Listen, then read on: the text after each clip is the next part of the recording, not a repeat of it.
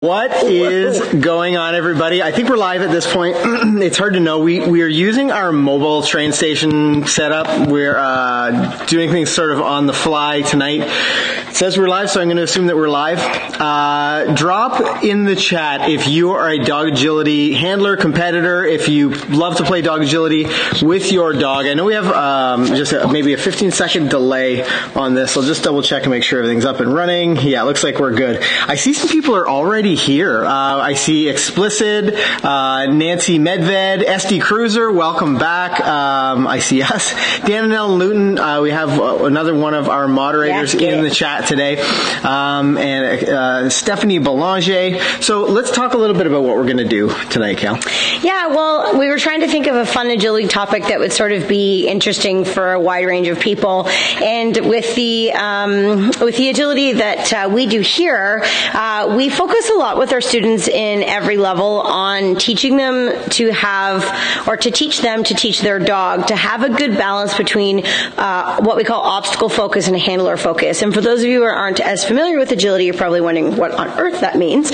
Basically, in agility, you want a dog to be able to be very eager and willing to go and take obstacles even when you're not right beside them, then they understand to go and do them independent of you. But at the same time, there's always lots of challenges that require you to be able to pull your dog's focus away from the equipment and onto you. So if there's a discrimination between two obstacles, or if there is a tight turn, or there's all kinds of reasons where you want your dog to spin off of focusing on the obstacle and then check in with you. One of the things that's really challenging about agility, especially I find those people who do a lot of obedience first, this is the only downside to training obedience first, is that the dogs have to start to change their focus from looking at you all of the time, like we require them in obedience to do, to looking forward and listening to information. So a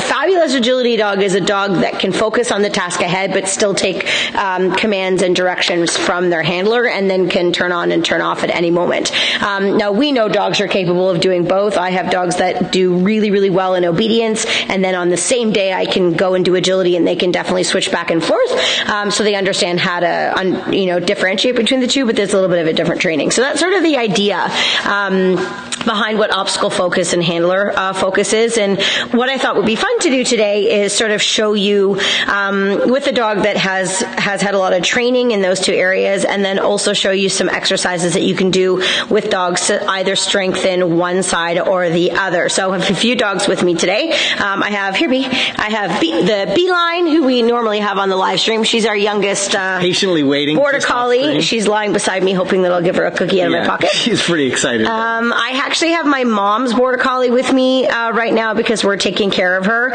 and she has a ton of obstacle focus. My mom has trained her to go and do things very independently. She's really quite good in that manner. However, she's really good with my mom, so we'll hopefully see whether she's good with me. Yeah. And then, just for fun, I brought Hippie Shake, our poodle, who actually knows a lot of agility, but she's not really that into agility. So I thought that she would be a good example for dogs that are a little bit more handler focused. And then last but not least, one of our students who's a regular viewer, but also she takes weekly classes with us and seminars and stuff. Her name's Karen Horan. She actually volunteered to bring her border collie Blitz here for me to train, which will be really fun. And Blitz does have quite a bit of training, but we are not experienced together as a team. So I'm hoping that aspect will open up some different things to hopefully give you guys a better understanding of what it looks like if a dog doesn't completely know what they're doing or what the person handling them is doing. For sure. So yeah, I think it's a good representation of what you might be trying at home, or what you're working with at home. You build that understanding of what your dog's capable of, and as they build the understanding of what your expectations are. But I thought this was a really interesting topic for us to talk about. We teach, Kale teaches agility 4 days a week and nights a week. I get to teach agility one night a week, and seeing some of the challenges that people have. that balance between handler focus and obstacle focus is a pretty great one. Yeah. And what would you say is the right balance of handler focus versus obstacle focus? Well, there really isn't one answer for that. I think it really just depends on your handling style and ability. So say you have somebody that can run really fast and they can get lots of places. You probably could have a dog that's a little higher handler focus because you can get into places that you need to be in order to support the obstacle. Or maybe you're the opposite. Maybe you have a really fast dog and you're not that fast of a handler yourself. So in that case, it would be better to have a dog that's a little higher on the obstacle focus side so that you can send the dog to do things a bit more independently. I'm sort of in the middle, but I have a dog I prefer dogs that are a little higher on the obstacle focus side than they are on the handler side. So I would say like 70-30 or 60-40 maybe. Okay. I would say maybe more 70-30. So that's just my preference. It's not that everybody has to be that way. That's the kind of dog that I like to run the best in agility. So I think that's sort of something to think about. Along with this sort of handler obstacle focus thing, the other thing that will probably come up quite a bit today in the session is the idea of a dog keeping commitment. So the word commitment is something that's been definitely thrown around way more in agility in the last couple of years because people are starting to understand the importance of teaching your dog to go and do a task on course somewhere and then commit to doing that task while you leave and get to the next section. So I joke with students all of the time. It's really not about being a faster runner. It's about being a smarter handler. So, if you can send your dog to go and do that, on their own, then you can leave early and meet them at the next critical part of the course. But the thing that I see most often when I'm working with people that I haven't really worked with before is they either don't trust their dog and their dog actually has really great skills. They've just never kind of tested that out. Or they are babysitting stuff all the time. So the dogs just learn to be dependent on them and they just don't want to go do things on their own because they just figure, that handler's going to go with them all the time. And the great news is you can train through all of that. So if you do have a dog that's a bit sticky and goes towards something and then pulls off, there's all kinds of things you can train. And I'm actually going to show you a bunch of that stuff today. Yeah. So when we asked at the top, and let us know, I see we have about 60 people on the stream right now, and let us know if you're new to our live streams. I know that we've seen a few, familiar names in the chat already of people that hang out with us every Thursday for our train station live streams. But if you're new, just type new in the comments or in the chat. When we asked earlier about people who do agility, we got lots of responses here. Oh, great. Yeah, Abigail Bowman says, yes, we love agility. All revved up says, love agility. There's Madison Winters, who's a frequent to our train station. Hi, Maddie. She says, hi, Ken, I kill. Will Miss B. Jasmine McKay says, I've just started competing in agility with my dog. So this is good for those brand new agility handlers and those people who are new to the sport. There's a weekly student, too. Having an understanding is going to be really helpful. Yeah, Tara Reed with Ivy says, love our weekly agility classes. And lots more comments coming in. Liam Horan says, hey, Auntie Karen. Yeah. So Karen's just off stream here, hanging out, getting ready. She says hi back, Liam. Says hi, Karen. It's Steve. Cute. Yeah. So Karen's brother's watching. This is really cool. Oh, awesome. Said, how long is the stream? A little over an hour, probably. Yep. We'll see. We're just about to get into some of the exercises. Yeah. To talk. It won't just be us sitting here talking. Don't worry. No. We'll although we're highly entertaining, I'm sure. Yeah. Well, I know I am.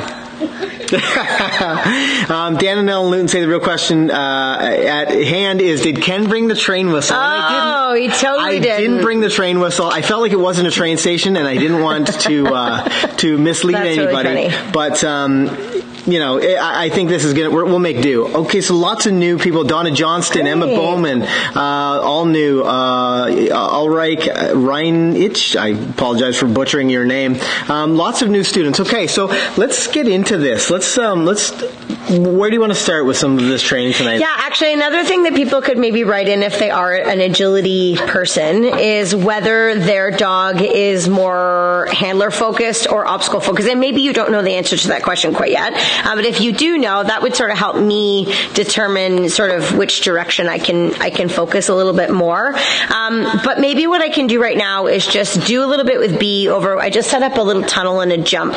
And good girl, she's doing things beside me to try and get food. I just set up a tunnel and a jump to the side there, and maybe what I can do is just show you a couple different things where I transfer her from focusing on the obstacles to focusing back on me. I'll just sort of play around so you can just sort of kind of see what it looks like, and then we can get more into like the actual training of it. But it might be a good mental picture to kind of see what I'm talking about. Yeah, for sure. I see some great. I see some great conversation in the chat. Now, if you're new to the McCann Dogs YouTube channel, we publish new videos every single week to help you to have a well-behaved four-legged family member. And then once a month, we try to have an agility live stream. If you know Kale, she has been very, very successful in dog agility and spends a lot of hours in her week training dog agility. And we'll often do an agility live stream just for you fans of agility. So if you're new here, hit that subscribe button and make sure you hit that bell notification button. There's a little bell beside subscribe so that you don't miss out on any of these streams. Now, what we do normally is we get our live stream started, get the show rolling, and then we will do some training. If you have questions about anything that's happening, make sure you drop them in the chat. In just a moment, I'll come back to the chat, and we can answer some of your questions. So that you don't forget them, make sure you drop those questions in the chat. But now that Kale is ready, with no further ado, I'm going to move the camera, and we can check out some dog agility training. So I don't know how well they're going to be able to hear me, but what I'm going to do first is I'm going to just I'm going to send her over the jump and into the tunnel. I'm going to repeat that a couple times just to really get her thinking about going to the obstacles. And as she's doing better, I'm going to start to move with her less and less and less, so she has to kind of go a little bit more independently. And then I'm going to totally switch things up on her, and I'm going to ask her to go from focusing on the obstacle to having to pay attention to me. So this is going to be challenging because I'm basically setting her up to think one thing, and then I'm going to ask her to change what she's thinking, which is going to be a big challenge. So I'm just going to play around with just some obstacle-focused stuff just to begin with. Okay, yes, right. Go. Yes, go. Yes, go. Yeah. Good. So just getting her to think about the obstacles. And now what I'm going to do is I'm not going to move with her as much, and I'm going to send her to go and get them. Out. Yes, right. Go. Yes, go. Yes, that was a good one. Good girl. Okay, so now I'm going to send her over the jump, and instead of sending her into the tunnel, I'm going to call her to me instead. So I have a command, out. I have a command in agility, that if I slap my side like this and I say here, she is to come and run very close to me and not take any obstacles. So we shall see if she listens. Wait. Yeah. Here. Yay! Good girl. That was good, miss. Let go. Good. Here. Yes! Good girl, B. Yeah. Okay, now I'm going to see if I can get her past this jump. Out. Ready. Go. Here. Yes, good girl. Very nice. So that's just a little bit of gameplay you can do to get your dog to go from one obstacle to the next.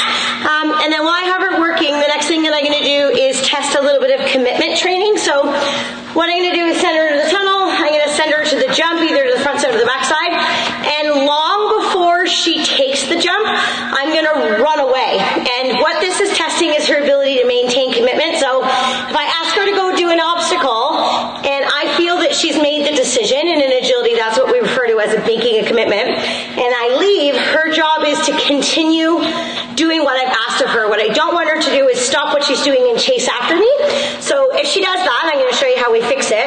But hopefully she'll show you what it looks like if a dog knows how to do it, since we have trained this quite a bit. Now she's only 2. She's not really competing yet. She's still a baby, but she has some of these basic skills sort of somewhat understood. Okay, babe, ready?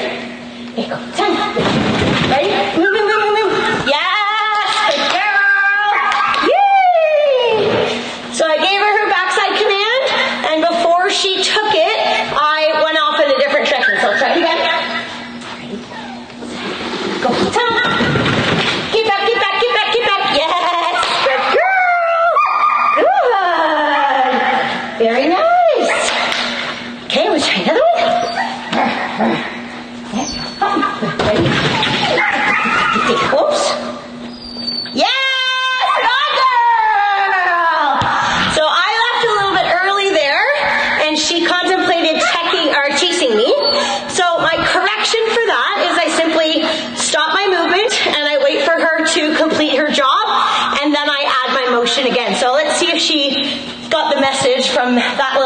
there. Out.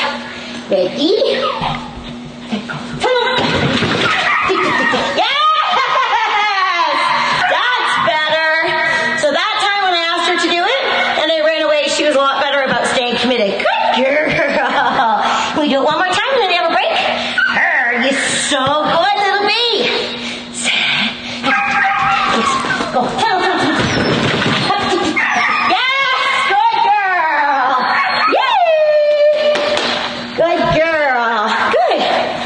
Okay. Give her a little break now. Yes. Good girl. So we'll come back. I just moved the chairs a little bit. Okay. Little bee, that's so good. He's the smartest little freckle face I ever did see. Let's talk a little bit about what you were working on there, what was working, what wasn't working. What you were doing. And I saw an interesting question from Jim, I think, in the chat as it was zooming by, and I was trying to be a cameraman, but it's not just Border Collies tonight. We actually have our toy poodle. Yes. Who's coming out, and you can see us work her as well. Yeah, I've trained lots of dogs to do agility. In the recent years, though, I've sort of migrated a little bit more to Border Collies just because they're one of the best dogs in the sport, but there's not to say there isn't a lot of other dogs that can do very, very well at it. I think actually not that long ago, I looked at all of my students' dogs and I did like a tally to see how many different dog breeds that we had in our agility classes over the years. And I think we got up to like over 50 or 60 different breeds. Wow, that's great. Yeah, it's amazing. Yeah, very cool. So yeah, all breeds can do it. That's what's really so awesome about the sport.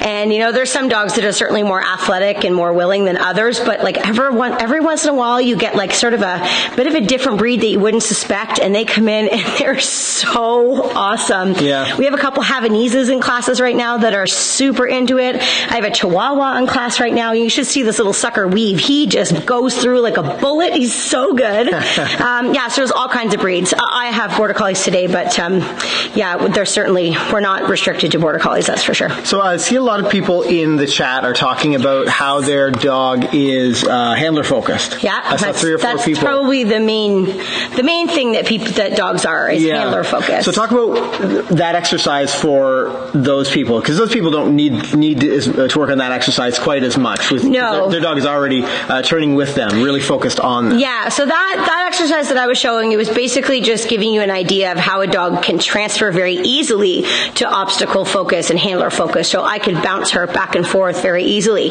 Now, when I first began, like when she was a baby puppy, she was very handler focused versus obstacle focused because she didn't understand the obstacles very much.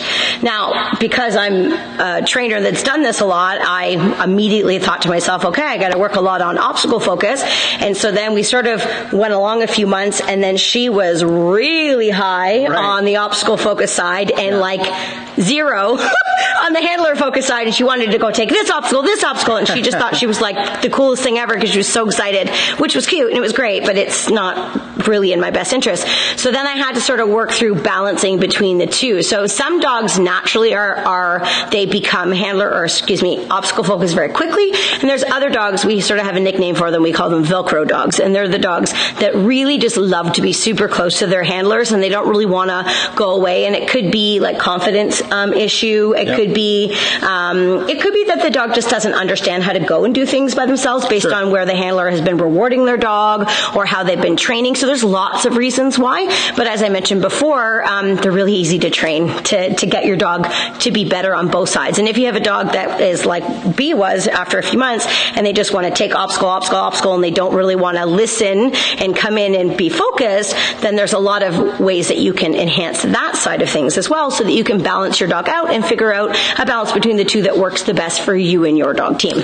Yeah, and I see Madison mentions you find anything you do with handler obstacle focus also helps build up speed. That's something that she's been trying to help her dog out with. And this is exactly why you do that balance of handler focus versus obstacle. I would definitely say if you're trying to increase speed, then I would be working on building your dog's obstacle focus. That's what's going to build a bit more speed.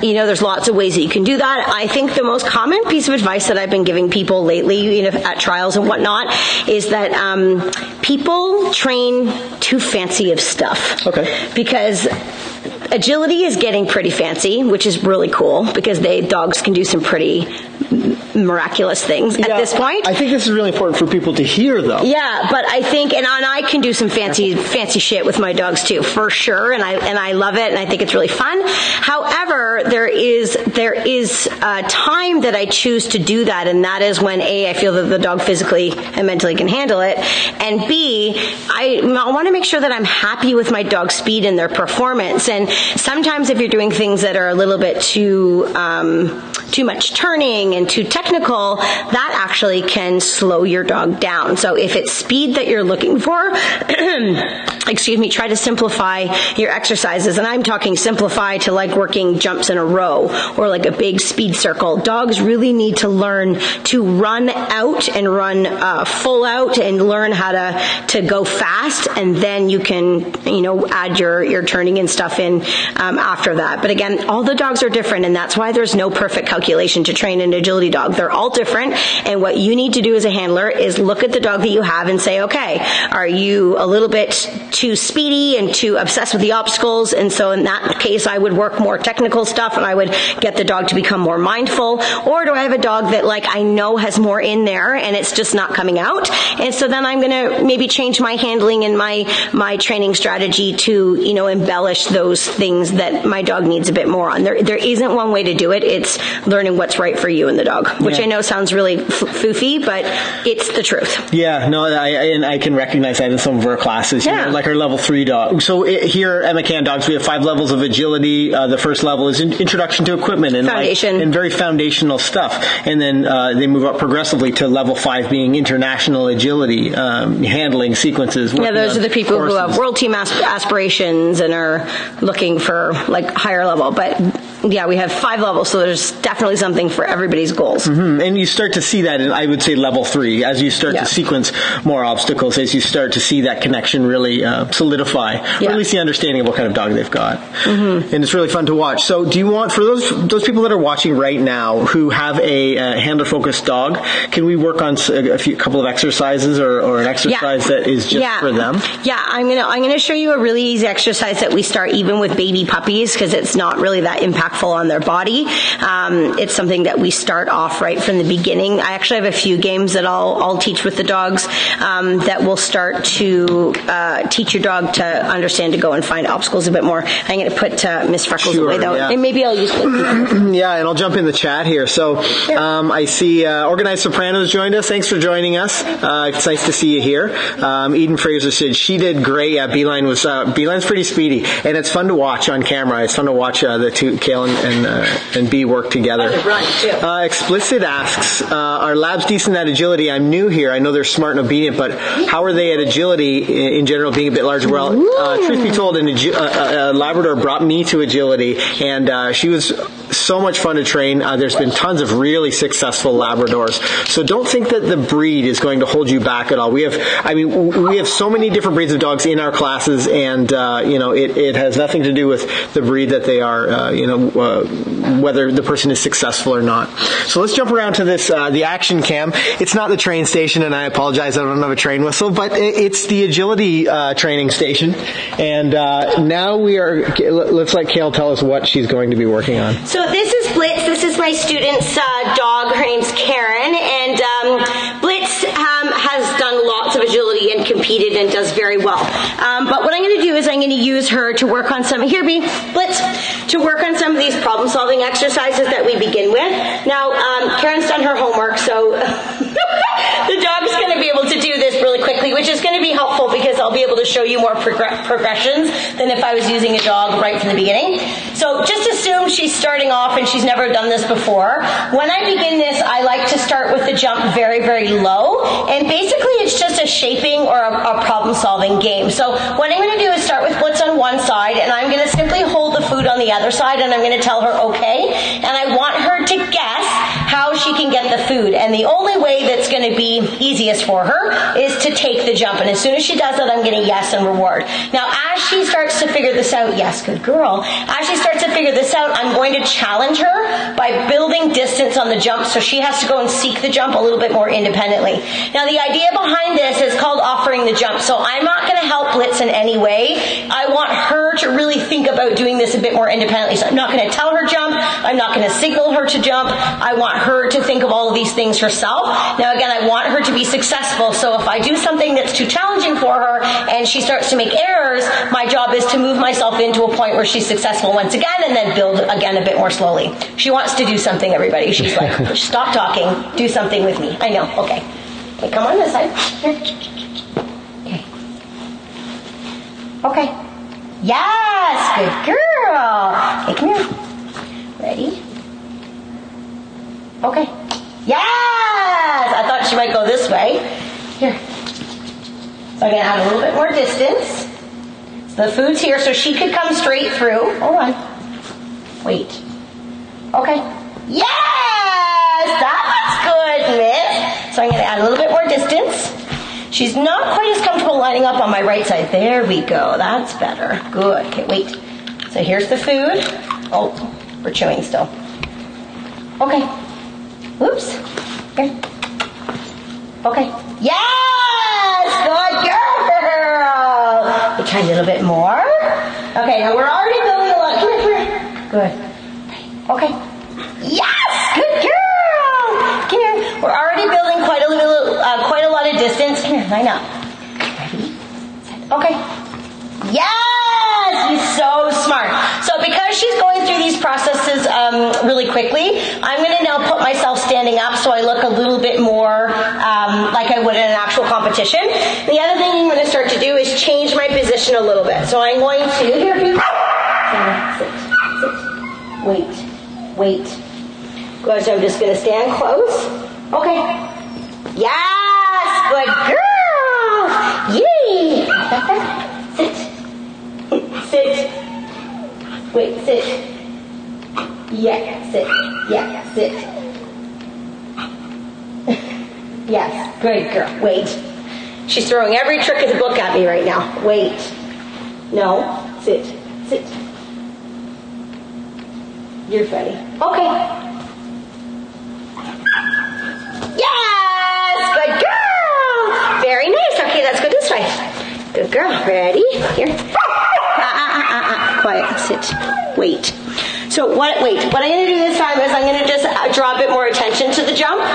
Good girl. Okay. Yes! Good girl! So she's figuring this out really, really easily. But this is something that you can do to teach her to go and seek the jump.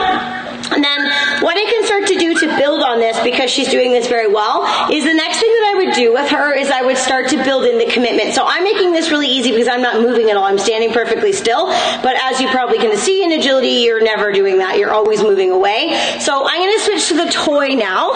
And what I'm going to do is I'm going to send her over the jump. But as I feel she is committed to the jump, I'm going to actually start to run away. And one of the things that I can do to help create a stronger obstacle commitment and focus is where I choose to reward her. Yes, good girl.